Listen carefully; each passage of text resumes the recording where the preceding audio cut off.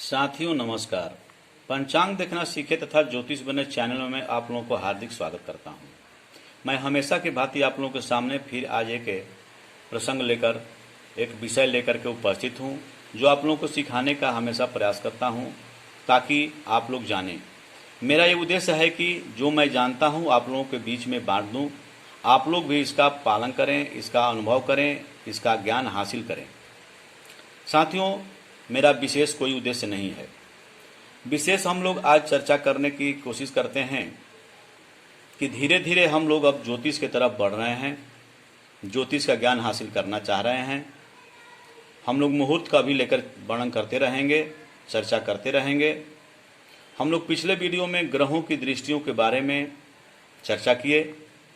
आज हम लोग जो लग्न चार्ट बनाया जाता है, उस लग्न चार्ट में कौन स्थान क्या कहलाता है। जैसे आप लोग बोलचाल की भाषा में समझते हैं कि त्रिकोण स्थान है तो ये दुख का स्थान है, ये त्रि का स्थान है, ये मारक का स्थान है। ये सब बातें आप कैसे सीखेंगे, कैसे जानेंगे कि कौन भाव को क्या कहा जाता है। तो आज हम लोग इस वस्तु के बारे में, इस विषय वस्तु के बारे में सीखें और समझें। तो आइए, जैसे ऊपर में मैं हेडिंग में लिख दिया हूं त्रिकोण एवं दुख स्थान कहां पर। जैसे मैं 2 पॉइंट ही दिया हूं ताकि आप लोग समझेंगे। तो आइए हम लोग लग्न चार्ट पर चलते हैं। लग्न चार्ट में देखें, यहां पर त्रिकोण 1, 5, 9 को कहा गया है। मैंने पहला भाव, 5वां भाव और 9वां भाव को त्रिकोण कहा जाता है, यानी 1, 5 और 9। ये तीनों भाव को त्रिकोण स्थान, त्रिकोण भाव कहा गया है। उसके बाद त्रिषडाय,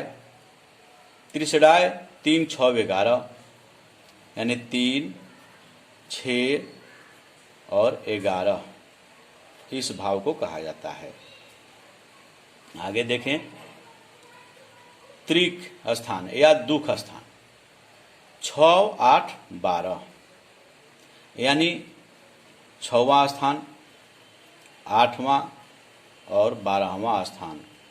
ये जो होता है त्रिक स्थान कहता है, ये दुख का स्थान होता है। इन तीनों स्थानों में यदि कोई अशुभ ग्रह है तो अशुभ फल देते हैं और उसका लाभ हमें सही रूप से नहीं मिल पाता है। आगे देखें, लग्न स्थान। लग्न स्थान या केंद्र स्थान, इस लग्न को लग्न स्थान या केंद्र स्थान भी कहा जाता है। लग्न तो ऐसे मेरा प्रथम भाव को ही कहा जाता है, प्रथम लग्न भाव ही कहलाता है। लेकिन केंद्र स्थान 1, 4, 7 और 10 ये केंद्र स्थान कहे जाते हैं। यानी केंद्र स्थान 4 हुए। एक को त्रिकोण और लग्न स्थान या केंद्र स्थान कहा जाता है। 5 और 9 को त्रिकोण स्थान कहा जाता है। इस प्रकार हम लोग को सीखना चाहिए।